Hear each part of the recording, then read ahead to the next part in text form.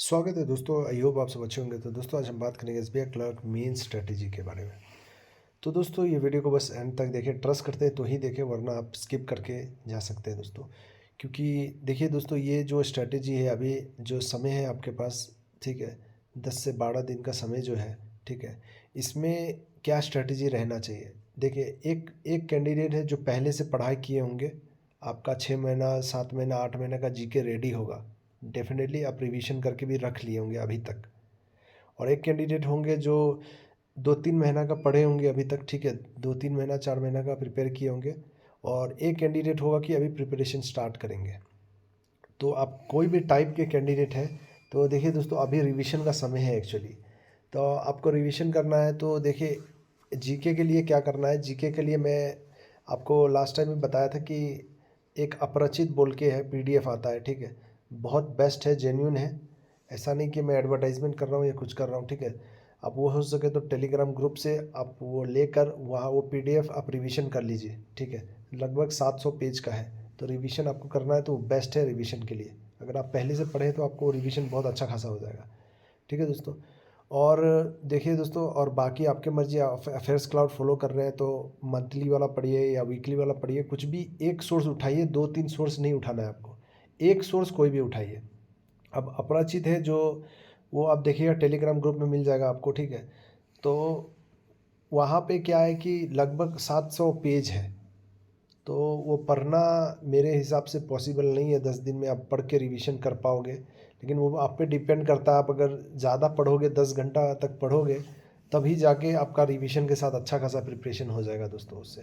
बाकी आपकी मर्ज़ी, आप अफेयर्स क्लाउड मंथली वाला फॉलो कीजिए, वीकली वाला फॉलो कीजिए, जो भी करके आप अभी क्या है कि 3 महीना का ही पढ़ के जाइए, ठीक है।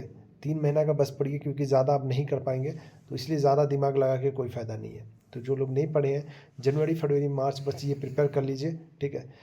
कोई भी एक सोर्स उठाइए, अफेयर्स क्लाउड हो, स्मार्ट कीरा हो, या कोई भी अड्डा हो, या कोई भी हो, आप उठा के जेन्युइनली उस पर मेहनत कीजिए, अच्छे से एनालाइज कीजिए 3 महीना। बाकी सब आपके लक पे है, क्या होगा नहीं होगा, ठीक है। तो 3 महीना का ही जीके आपको पढ़ना है। और देखिए, ये जीके का स्ट्रेटेजी हो गया। इंग्लिश का स्ट्रेटेजी देखिए सिंपल सा है कि आप प्रीवियस ईयर पेपर लगाइए, पहले जितना हो सके प्रीवियस ईयर पेपर लगाइए, ठीक है। मैं एक सजेशन देता हूँ, कुछ करने की ज़रूरत नहीं है आपको। अब ये नहीं कि आपका रीडिंग इम्प्रूवमेंट हो जाएगा 10 दिन में, ठीक है। तो वो प्रीवियस ईयर पेपर लगाइए, उससे भी क्या बोलेगा, आपका डेफिनेटली इम्प्रूवमेंट हो ही जाएगा इंग्लिश का, ठीक है। तो प्रीवियस ईयर पैटर्न आपको डेफिनेटली पता भी चल जाएगा। तो लास्ट 5 ईयर्स 7 ईयर्स का आप पेपर लगा लीजिए, ठीक है। या मॉक है आपके पास तो वो मॉक को आप वो लगा सकते हैं वहाँ पे, ठीक है। मॉक अगर लगाने में आपको सही नहीं लग रहा है तो सबमिट करके भी वो पूरा क्वेश्चन आप सॉल्व कर लीजिए, ठीक है, इंग्लिश का। तो इससे करके आपका इंग्लिश का सीन भी खत्म हो जाएगा, ठीक है। टेंशन नहीं लेना है, इंग्लिश में ज़्यादा टेंशन नहीं लेना है, ठीक है। उसके बाद रीजनिंग में आपको क्या करना है, आप प्रीवियस ईयर का जो पेपर्स है, 5 ईयर्स का 4 ईयर्स का जो भी उठाकर मेंस का पेपर है उसको सॉल्व कर लीजिए पहली बात, ठीक है। फर्स्ट ऑफ ऑल वो सॉल्व कर लीजिए, ठीक है। और मेंस लेवल का मॉक जो है, अगर आपके पास है, आप परचेस किए होंगे, तो उसको वहाँ से मॉक लगा लीजिए, अड्डा का हो, ओली बोर्ड का हो, किसी का भी हो आपके पास जो भी है, ठीक है, उसका लगाइए। कम से कम जितना सकते हैं आप 5-10 पजल डीआई डेली लगाइए।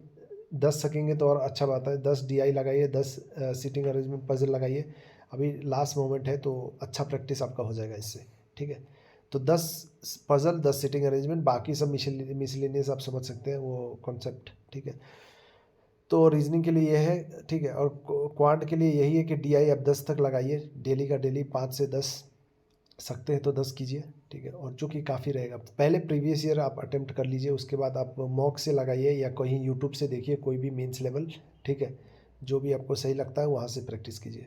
तो ये ओवरऑल स्ट्रैटेजी है दोस्तों। और बाकी आपको टेंशन नहीं लेना है, इतना है कि आपको 70 क्रॉस तो करना पड़ेगा जनरल की कैटेगरी से, वरना डिफ़िकल्ट होगा। एसटी के कैटेगरी से आपको, एसटी कैटेगरी में भी 60 क्रॉस करना पड़ेगा, तो अच्छा रहता है, सेव रहता है, ठीक है। तो डिपेंड करता है स्टेट टू स्टेट, क्योंकि आपने प्रीलिम्स का कट ऑफ देखा ही होगा, क्या सीन हुआ है, बहुत भयंकर सीन हुआ है, ठीक है। तो अनएक्सपेक्टेड जो था दोस्तों वही हुआ है, कुछ नया नहीं हुआ है, मेरे अकॉर्डिंग कुछ नया नहीं हुआ है, ठीक है। नॉर्थ ईस्ट का जो भाई बहन है, आप जान रहे होंगे, आपके लिए कोई नया बात नहीं है, वो सेम ही चीज़ें जो होना था वही हुआ है, ठीक है, कोई ऐसा नहीं हुआ है।